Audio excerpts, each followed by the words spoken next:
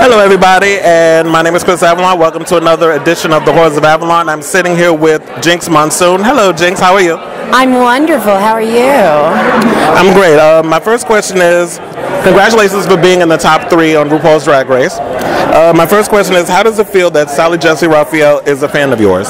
It's very exciting because the first time I ever saw a drag queen was when I was 7 years old on Sally Jessy Raphael's show, where she got the audience to guess if they were real women or drag queens. Yes. So that was my first exposure to drag, and it feels full circle to now be a friend of hers and have her support on Twitter and all of that.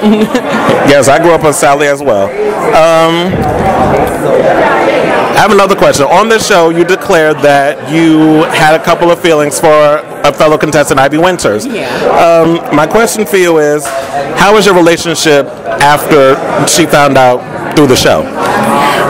We are actually very, very close friends, and we've stayed in close communication since the show. But that was a surprise for her. She hadn't really known. I had never told her in person, so I was a little embarrassed. But when you're held in captivity for so long, in the pink hamster cage, as I call it, you eventually just get kind of horny and lonely, and you just look for the hottest, singlest person in the room. And at the time, that was Ivy Winters. I totally agree. So y'all didn't do the do? We didn't do the do, no.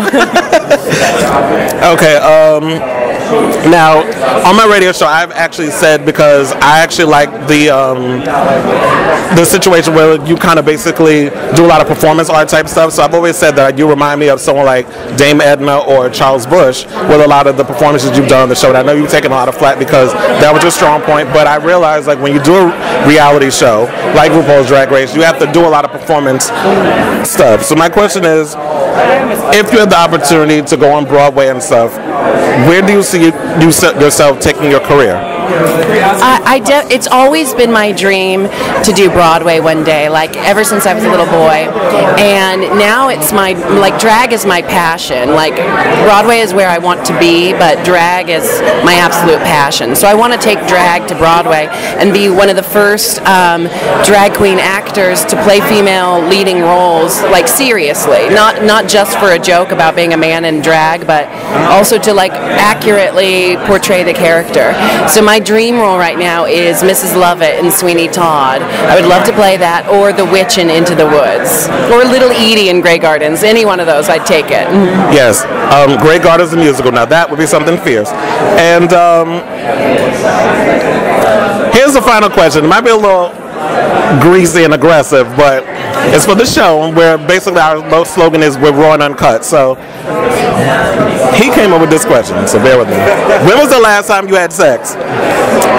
Oh, last time, it was in Seattle. When was the last time I was in Seattle? I was in Seattle for a night last week, and it didn't happen then. And then I was in Seattle for a night 2 weeks ago, and it didn't happen then. So I'd say it's probably about 3 weeks ago. But I'm a cougar. Just because I'm not having sex doesn't mean I'm not still flirting with boys, Exactly. We all have fun. We have fun whether or not you're bumping and grinding. You can still have fun in other ways. Okay, I know I said that was the last question, but this is actually the last question.